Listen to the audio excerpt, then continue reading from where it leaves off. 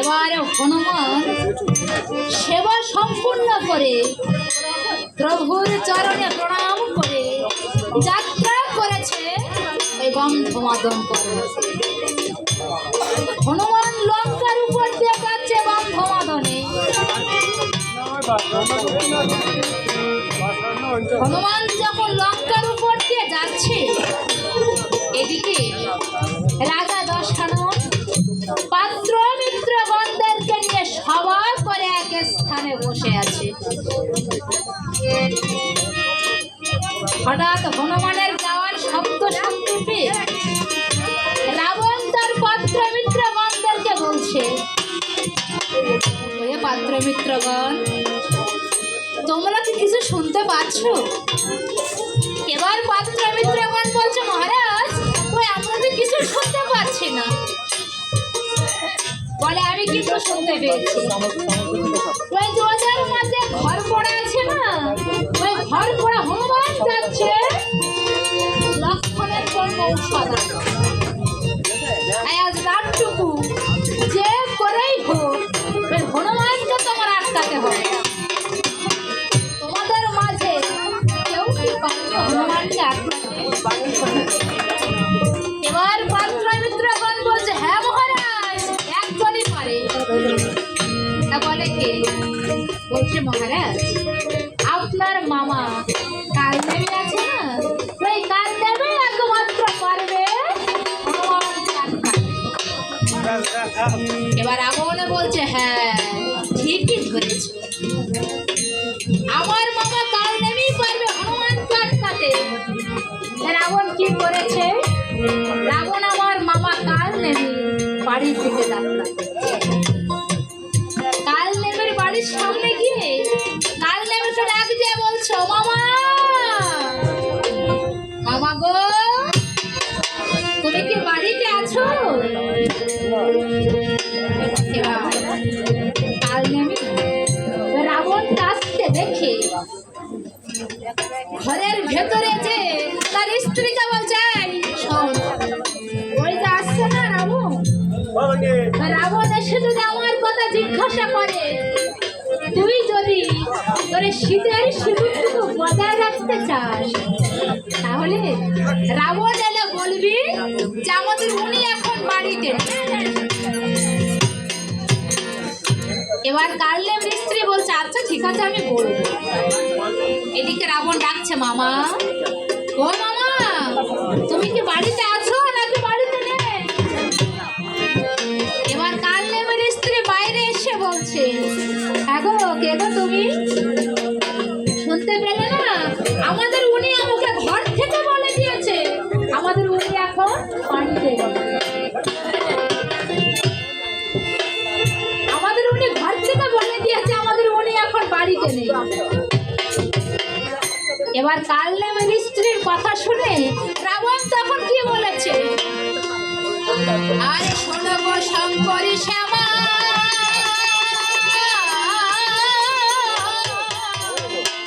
কোথায় কাল নেমি মামা, ও মামা, তুমি আমার মিত্র হিত,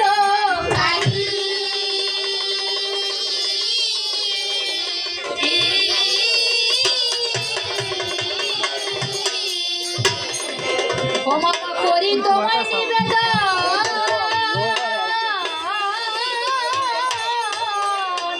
রাখো মোরে নিবেদন, তারা দাও সে তুমি গন্ধ মাদন,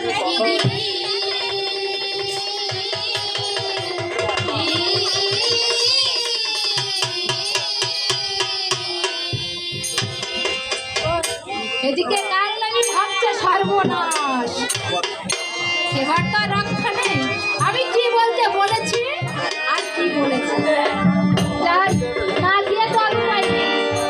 তাই কার্লেমি কি করেছে, কার্লেমি বাইরে এসে বলছে, আরে আরে কে? ও ভাগ্নে নাকি? কি খবর ভাগ্নে? রাবণে বলছে, মামা, আমি আজ বড় বিপদে পড়ে তোমার কাছে এসেছি।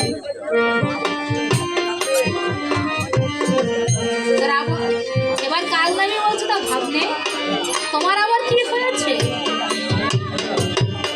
রাবণ বলছে, মামা, আমি ওই লক্ষণকে শক্তিশালী যুদ্ধ করেছি, তাই লক্ষণকে বাঁচানোর জন্য হনুমান যাচ্ছে গন্ধমাদন পর্বত ঔষধ,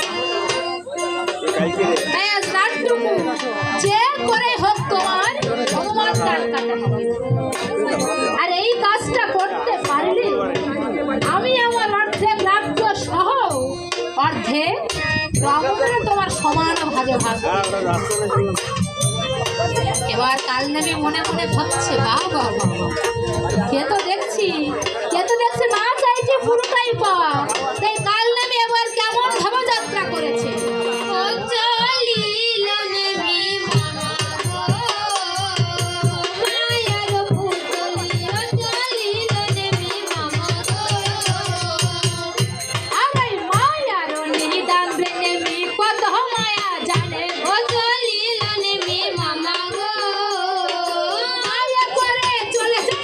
সে গন্ধ মাদনে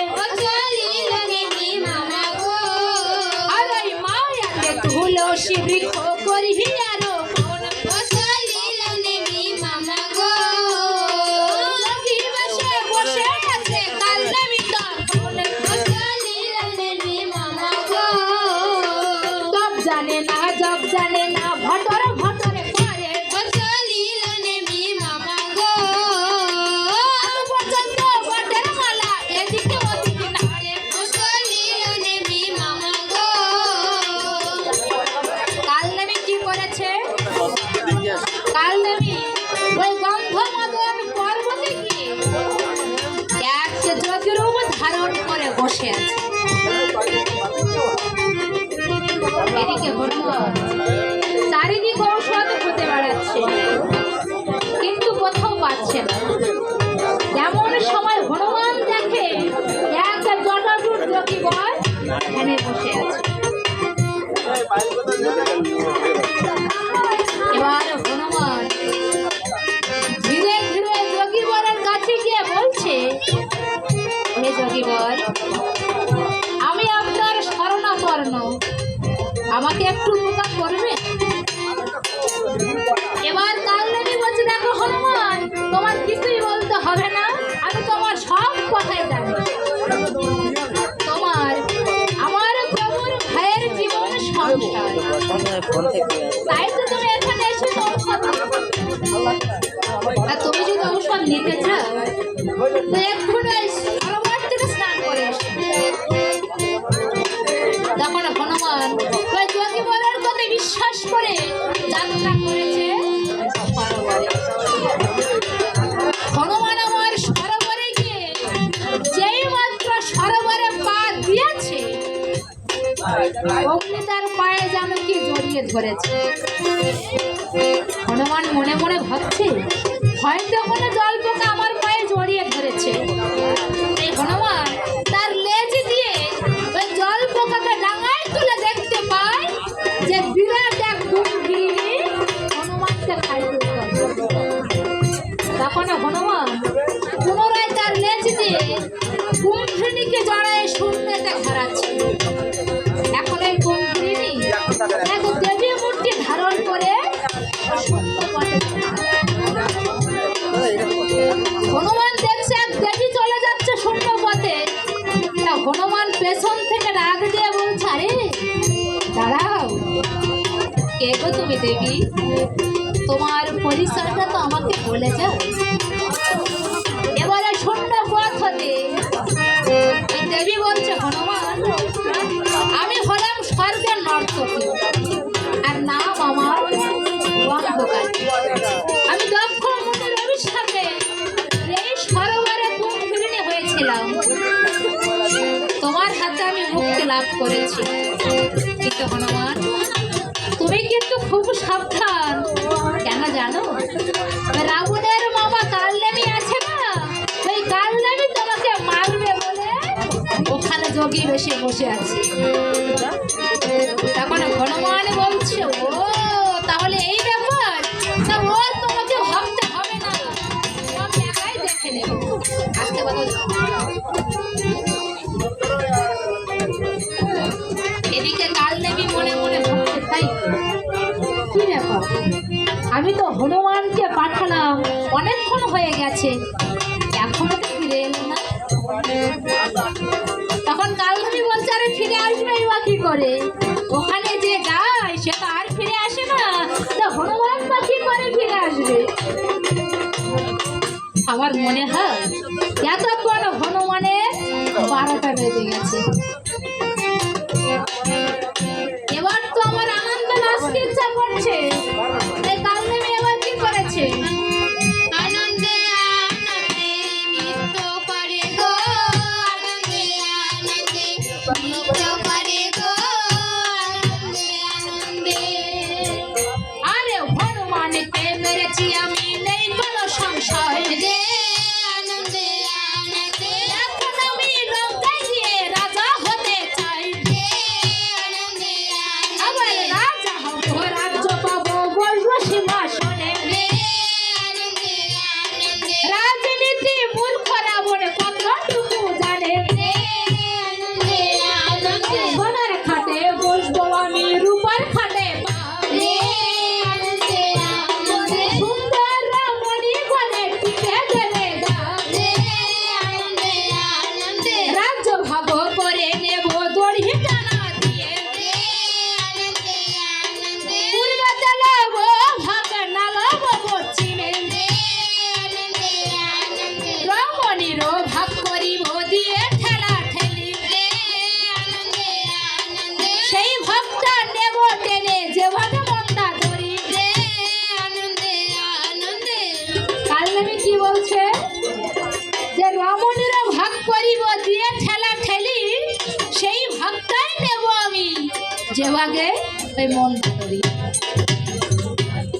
এবার কাল নেমে বলছে আরে ছি ছি ছি ছি ছি। আমি কি বলতে কি বলে ফেললাম? ওই মন্দা ধরে যে আমার সম্পর্কে ভাগ নেব হয়, আমি কি বলতে কি বলে ফেলেছি? ভাগ নেব কি নিয়ে এসব বলা কি ঠিক? তখন কাল নেমে আবারও বলছে আরে ডাক ভাগ নেব তাতে কি হয়েছে? ভাগাভাগির ব্যাপার যখন আমি ভালোটাই নেব, তবে নিজে নিজে করতে যাবো কেন?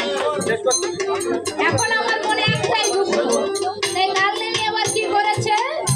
আরে রাজা হলাম রাজ্য পেলাম মনে বড় আনন্দে আনন্দে আনন্দে, রাজ্যে মারা গেছে কে আর বলবে বাপ রে আনন্দে আনন্দে, পুত্র পুত্র বলে নেমি করি সে ক্রন্দন রে আনন্দে আনন্দে, এমন সময় দেখা দিল পবনের নন্দন রে আনন্দে আনন্দে, এসো বাবা হনু বাবা পবন বাবার ছেলে রে আনন্দে আনন্দে, এত সময় একা একা কোথায় তুমি ছিলে রে আনন্দে আনন্দে।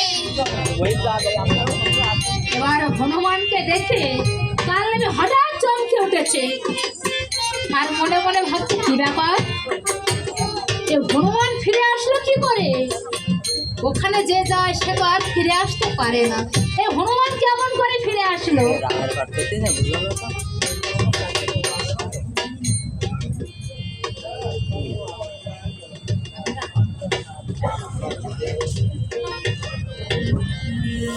শেষ করো কথা শেষ করে দিলে সব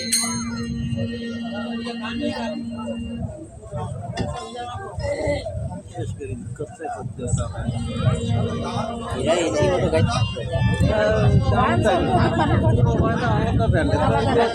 শেষ করে লাভ আছে আরে আমি যাবে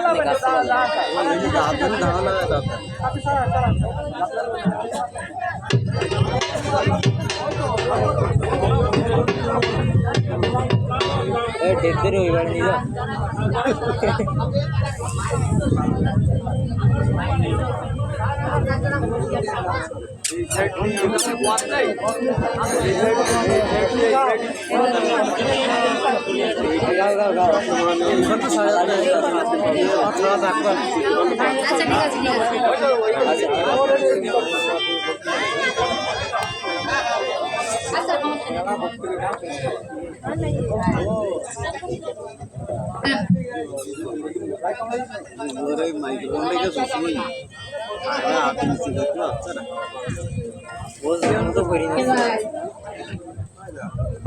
কাল নেবি বলছে আরে হনুমান তুমি এসে গেছো, এসো হনুমান এবার আমরা কিছু জল পান করি।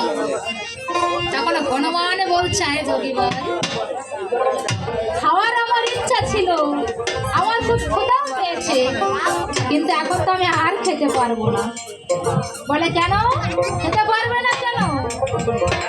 তখন হনুমান বলছে যোগীবার একটু একটু আগেই তো আপনি বললেন যে আপনার নাকি ছেলে মারা গেছে, তবে একটু শুভ কাজে এসে আপনার দেওয়া খাবার কেমন করে খাই বলুন তো? তখন কাল নেমে বলছো ও এই ব্যাপার, আসলে আসল কিছু নয়। আমি কেন কাঁদছিলাম তুমি জানো? তুমি তো আমার ছেলের মতো, তাই অনেকক্ষণ তোমাকে না দেখতে পেয়ে আমি অমন করে কাঁদছিলাম জানো হনুমান। অতীতে হচ্ছে নারায়ণ, আমি অতীতের ভিন্ন কোনোদিন কিছু খাই না, আজ 3 দিন আমি কিছুই খাই না, তাই তোমাকে পেয়ে আমার না খুব আনন্দ হচ্ছে। তাই এসো বাবা এবার আমরা কিছু জলপান করি, তারপর আমি তোমার সব ব্যবস্থা করে দেব। হনুমান বলছে না না যোগীবার আপনাকে আর কষ্ট করে কিছুই করতে হবে না, যা করার আমি নিজেই করে দিচ্ছি। হনুমান এবার কি করেছে? হনুমান তার লেজে দিয়ে জড়ায় এমন এক আছাড় মেরেছে যে তার মাথা থেকে পা অবধি হাড় ঘর সব। তখন হনুমান বলছে আরে আরে কে দেখছে একেবারে লাইন ব্যালেন্স হয়ে গেছে, এবার আমি এবার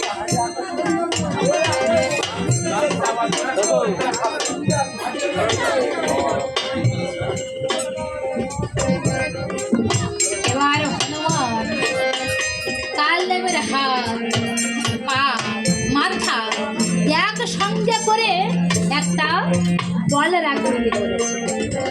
একটা বলের আকৃতি করে এমন ভাবে শর্তে মারা দিয়েছে যে সোজা লঙ্কার রাজা রাবণের সম্মুখে যেতে। আর যেই না রাবণের সম্মুখে যে পড়েছে, রাবণ তার পাত্র মিত্রগণকে বলছে, এ পাত্র মিত্রগণ, দেখো তো ওখানে ওটা কি করলো। এবার একজন এসে বলছে, মহারাজ ভালো তো চিন্তা পাচ্ছি না, তা মনে হয় একটা কুমড়ো বলে মনে হয়। আর একজন এসে বলছে, হ্যাঁ মহারাজ আমারও ঠিক তাই মনে হচ্ছে। এবার তৃতীয়জন এসে বলছে, ভাই আমি একটু দেখি তো। তাই সে ভালো করে দেখে বলছে, মহারাজ আমি কিন্তু চিনতে পেরেছি, বলতে ভয় হচ্ছে। আমি ঠিক চিনেছি কিন্তু বলতে আমার ভয় হচ্ছে। তবুও বলছি, মহারাজ যে হচ্ছে আপনার মামা, সে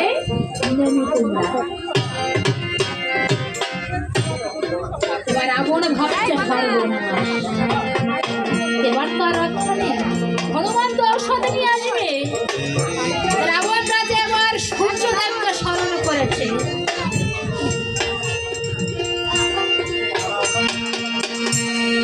এবার সূর্য এসে বলছে, মহারাজ আমাকে আপনি কি জন্য স্মরণ করেছে।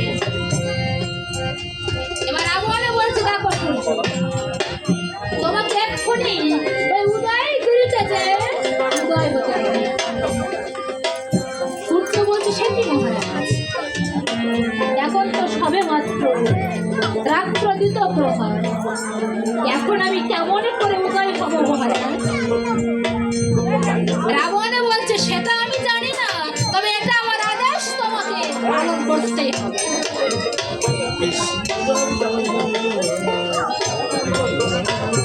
এবার সূর্যদেব নিরুপায় হয়ে উদয় হওয়ার জন্য রথে আরোহণ করছে। এদিকে হনুমান আমার চারিদিক ঔষধ খুঁজে বেড়াচ্ছে, কিন্তু কোথাও ঔষধ পাচ্ছে না। এমন সময় হনুমান দেখে পূর্ব দিকে আলোর বেড়া। হনুমান দেখছে পূর্ব দিকে আলোর প্রভাব, হনুমানের কিন্তু বুঝতে মোটেই দেরি হলো। হনুমান ভাবছে যে এটা নিশ্চয় ওই দুষ্ট রাবণের যাত্রা। তাই হনুমান যাত্রা করেছে এবার উদয়গিরিতে। হনুমান উদয়গিরিতে যে সূর্যদেবের পথ রোধ করে দাঁড়িয়ে আছে।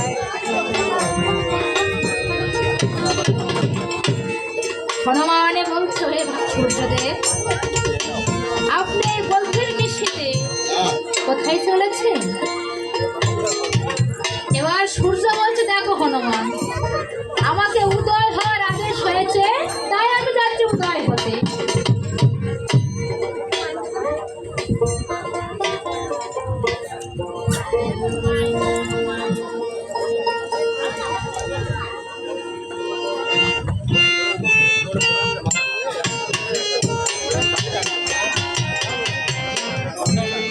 তখন হনুমান বলছো, তুমি উদয় হতে যাচ্ছ, তা বেশ ভালো কথা, কিন্তু আমি যে এখানে কেন এসেছি তুমি কি জানো। আমার অনেক দিনের ইচ্ছা যে তোমার সঙ্গে আমি একটু মিত্রতা করব, কেননা তোমার নাম ভানু আর আমার নাম কি হনু। তোমার নাম ভানু আর আমার নাম হচ্ছে হনু।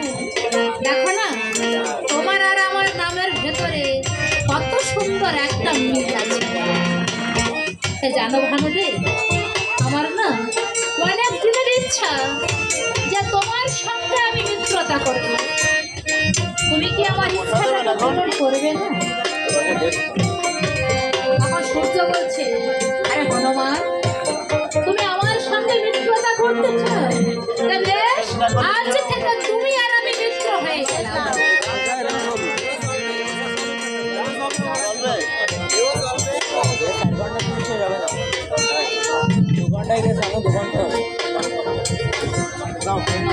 এবার হনুমান বলছে, তা ভানুদেব, মিত্র যখন আমরা হয়েই গেলাম, তো এখন তো একটা কাজ আমাদের বাকি রয়ে গেছে।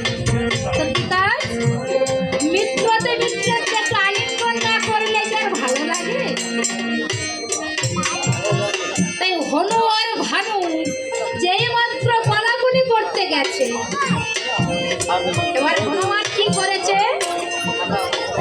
সূর্যদেবকে ধরে তার কানের ভেতর ঢুকে দিয়ে বলছে, এইখান থেকে একবার উদয় হও আর একবার অস্তে যাও।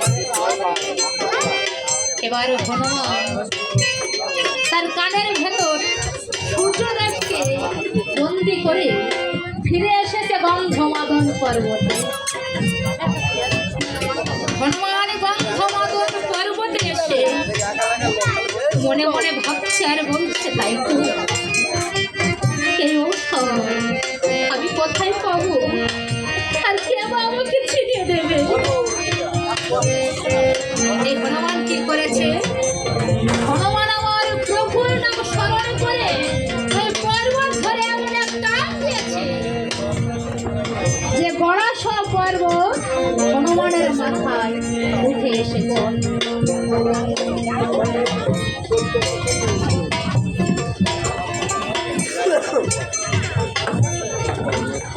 মাথায় গেলে এবার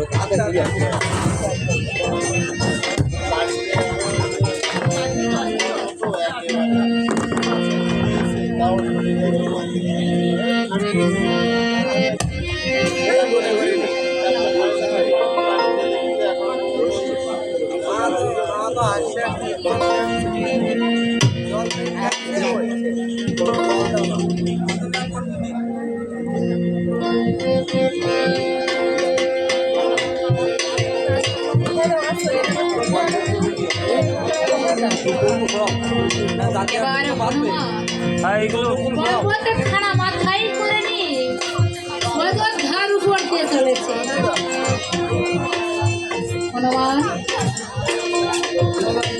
হনুমান আমার পর্বত নিয়ে প্রভুর নিকটে উপস্থিত হয়েছে।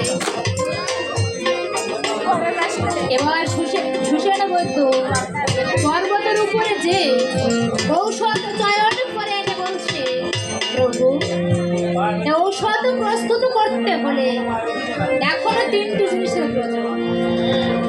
এক হচ্ছে কপিলার গোময়, আর 2 নেপুষার চোখের জল, আর 3 সোনার শিলনোড়া।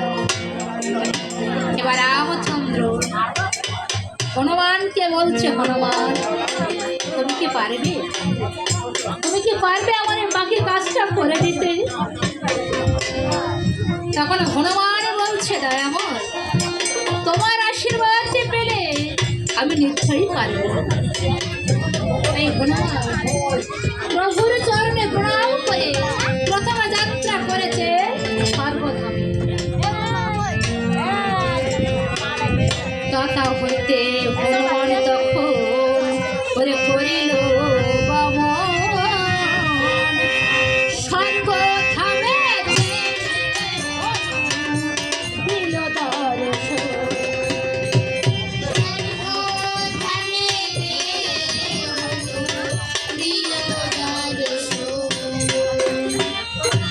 সর্বধামে জয় হনু কপিলারে কয়, লক্ষণের কারণে দাও মাগো কে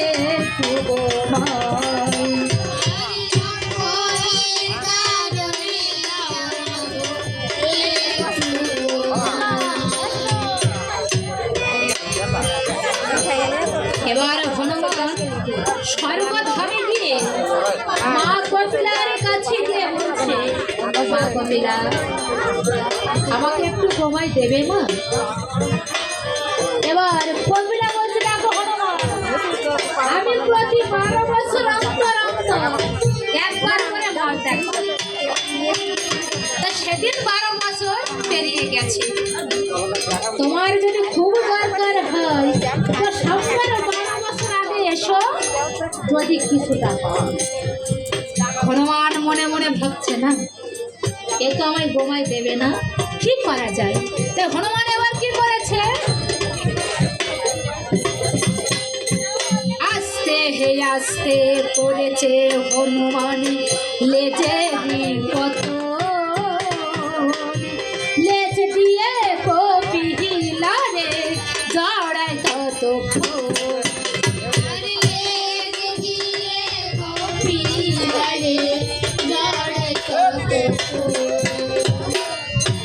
লেজেতে যাও রায় তারে শুনতে ঘরা,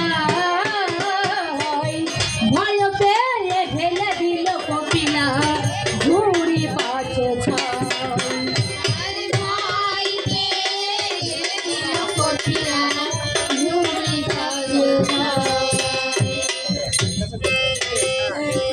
এবার হনুমান কপিলার গোমায় নিয়ে প্রভুর নিকটে উপস্থিত হয়েছে।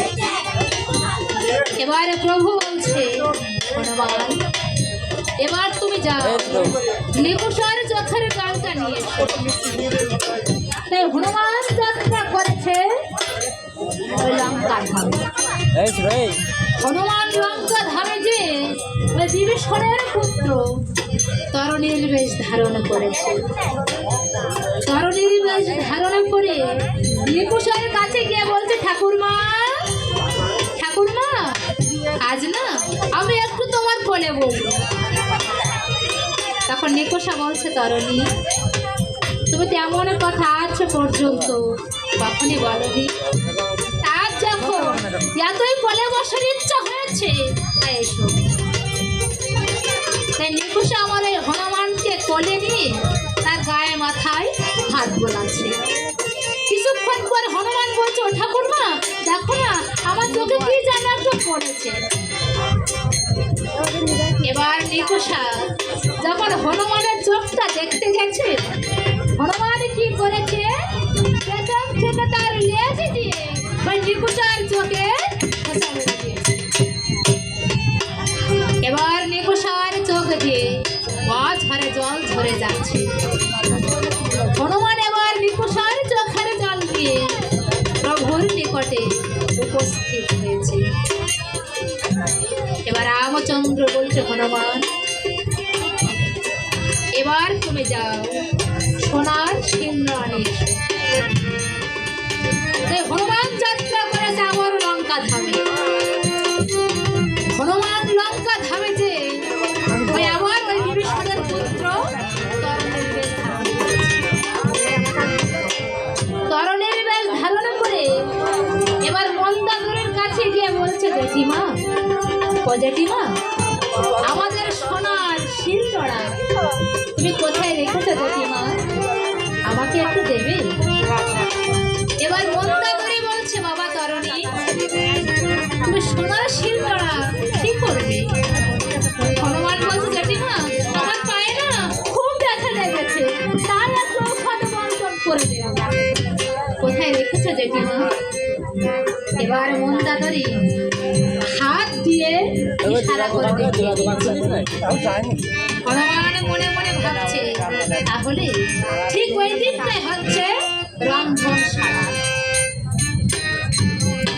তাই হনুমান আমার রন্ধনশালায় যে দেখে যে কত রকমের ভালো ভালো খাবার সুন্দরভাবে সাজানো আছে, খাবার দেখে তো হনুমানের মাথায় আর কাজ করছে না। হনুমান বলছে, না এই খাবার তো আর না খেলে চলে না। এই হনুমান আমার একটা করে তুলছে আর একটা করে খাচ্ছে, একটা করে তুলছে আর একটা করে খাচ্ছে। এমন সময় খাওয়ার শব্দ শুনে মন্দাদরি রন্ধনশালার দিকে এগিয়ে যাচ্ছে। হনুমান মন্দাদরির কাজটা দেখে সোনার শিলনোড়া হাতে নিয়ে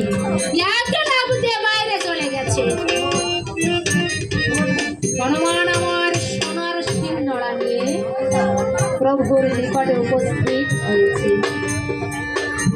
এবার সুসেন বলল, ঔষধ বন্টন করে লক্ষণের ক্ষত স্থানে লাগিয়ে এবার লক্ষণ ধীরে ধীরে সুস্থ হতে চলেছে। তাই দেখে রামচন্দ্র আমার হনুমানকে বলছে, হনুমান তুমি যে ধন্য, তুমি ধন্য হনুমান। কেননা আজ আমি শুধুমাত্র তোমারই কারণে আমি আমার লক্ষণকে ফিরে পেয়েছি। রামচন্দ্র আমার কি বলেছে,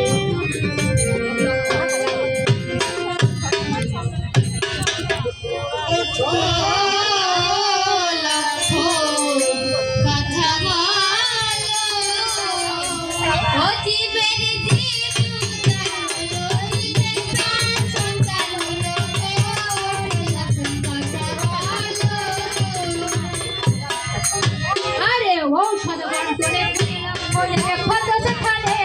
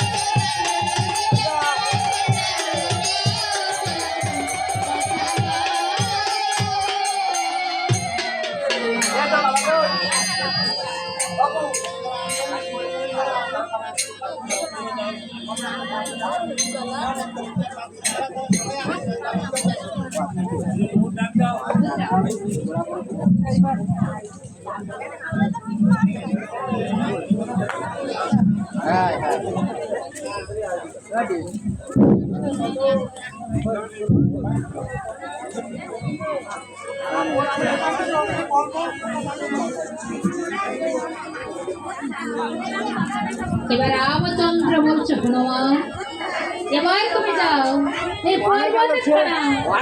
স্থানে রেখে এসো। এই হনুমান পর্বত আমার মাথায় নেই, যাত্রা করেছে হনুমান পর্বতের খানা যথা স্থানে রেখে হনুমান যাত্রা করেছে উদয়গিরিতে। উদয়গিরিতে যে তার কানের ভেতর থেকে সূর্যদেবকে মুক্ত করে দিয়েছে, তখন হচ্ছে বেলা দ্বিপ্রহর। এবার হনুমান তার কানের ভেতর থেকে সূর্যদেবকে মুক্ত করে দিয়ে এবার সকলে মিলে হনুমানের জয়গান শুরু করেছে। জয় জয় রাম সীতাবৃত প্রেমানন্দে হরি হরি বলো।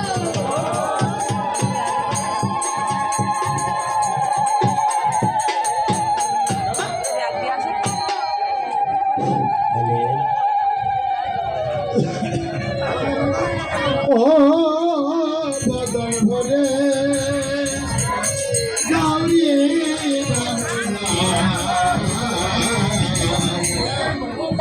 এই নাম বিনে জীবে করি অন্য গতি না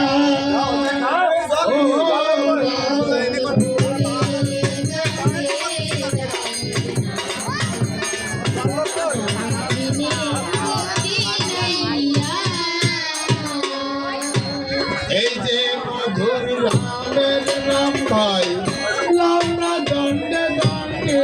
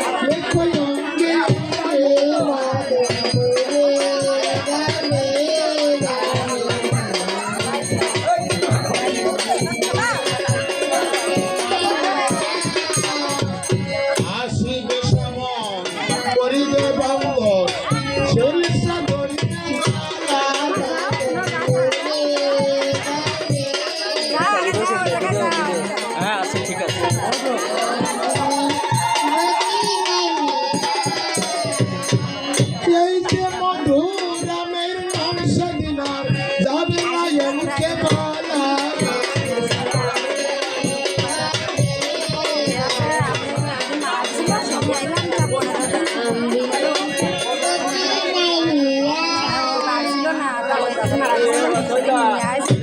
ভাই বলো আর বন্ধু বলো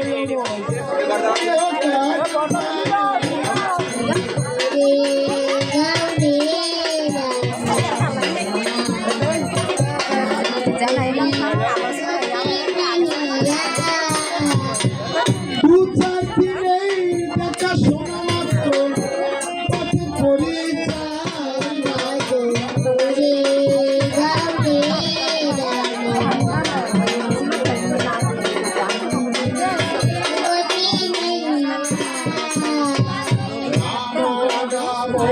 ভ্রমণ করে দেখুন কিছু করবেন না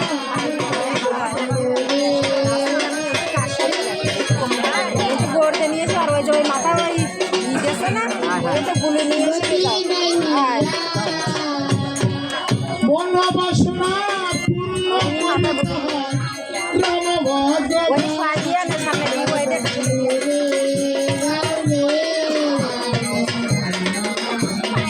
কবে আসা করছি যেতে একটু আগে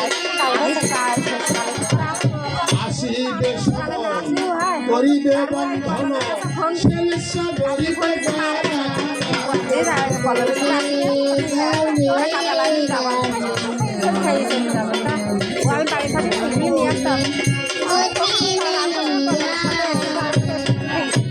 এই যে মধুর